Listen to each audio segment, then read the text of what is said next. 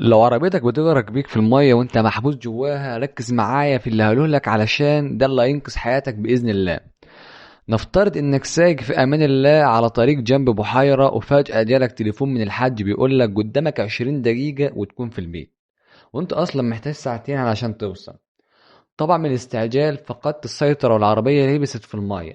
اول حاجة لازم تعرفها هتعمل ايه، والاهم مش هتعمل ايه.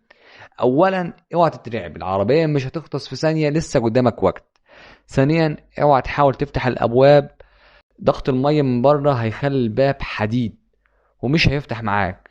ثالثا اوعى تكسر الجزاز اللي قدامي، ده اقوى جزاز في العربية وهيضيع وقتك ومجهودك على الفاضي.